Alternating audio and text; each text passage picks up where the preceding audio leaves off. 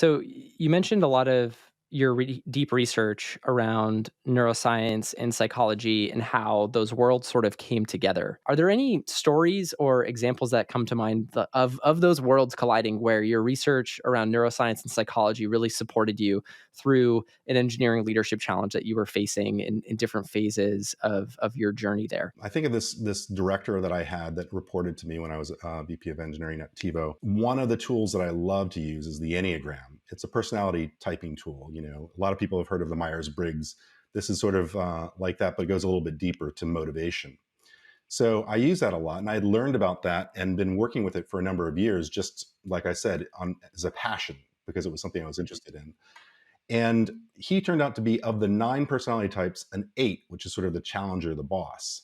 And they tend to come in strong. They have, big energy, a lot of impact. Sometimes they can bowl people over, you know, and they can be a little bit of a bull in a china shop. But that's not necessarily something that they're as aware of. It's just who they are. And so, working with engineers, many of who are more introverted, he was very extroverted. Hmm. He could intimidate people basically. And so one day I had this conversation with him. I talked about the Enneagram and everything. And I said, because that's who you are, it's something that you need to become aware of, because if you are working with somebody and they're introverted, and you come in with that energy, or you like a good argument, or you want to make your point and you're making it strongly, they can really be taken aback. And in the worst case, somebody like that can almost feel like, verbally attacked, even if he's not doing that or trying to do that, but verbally attacked, where they kind of go into that fight, flight, freeze state. So I asked him, I said, what is your goal? Is your goal to make your point, or is your goal to have this person actually hear what you're saying and execute on something, and basically leverage yourself through the organization? He said, well, obviously this the second.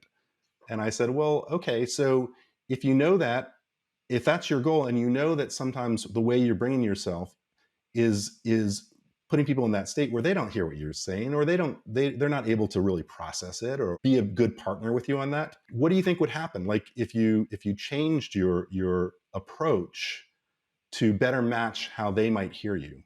It's like, oh, okay, it's like, so that was something we worked on for a while. Before I was a coach, I was just managing, VP of engineering. And yeah, he really shifted, learning that, like, okay, I told him, as a higher level manager, you have to think about, it's your responsibility to talk to people in a way that they can hear you. I mean, conversations are always a two-way street, and ultimately I think everybody should try to work on their side. But as a manager, I feel like you have a higher level responsibility to do that. And so that's what I was trying to communicate with him, and he got it, and he got way better. Being aware of people have different personalities, and the way they do things are visible, obviously to other people, but may not be visible to themselves. And as a manager, I think you helping them to identify that, and also frame the conversation, so knowing the why and impact, and eventually lead to a transformation for someone that would otherwise staying on that lane for too long before it's hard to change. So I think that's the best thing a manager can do, and best way to help is the team. I think that just give people the hope that can happen. Oh yeah, and actually, I think that's important to say, that a lot of times people think, oh, even if they know something about themselves, they think, oh, that's just the way I am. Well, you learned who you are over your lifetime. You can learn to be someone else in different situations, and so you're right. Sometimes they can be a little nuanced, but it's not like a mystery. These things can be learned and taught. And I think the same story can happen in the other way, that by helping the managers understand, well, their direct report may seemingly offensive, or are not a good part of the team, but in fact they are just being themselves, and they are and knowing that is also helpful. I've seen examples in the past that the manager doesn't like someone in the team, but turn out to be a really, really good team member, as long as they get to know, oh, this is just who they are. Right. I mean, there are certain things as you move up in management where there are requirements of, being able to communicate well and things like that.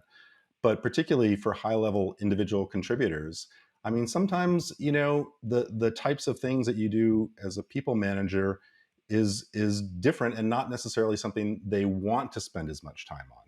But yet they can be incredibly productive team members. And I've even found some people who have, they think, oh, I'm supposed to move up and become a manager. And so they move into the management and then they realize, wait a minute, I don't really like this. And then they go back to being an individual contributor, but at a very high level. And so I think there's always the choice, and people just need to be aware that they can go either way. They don't have to do something one way or the other, but they also can change if they want to.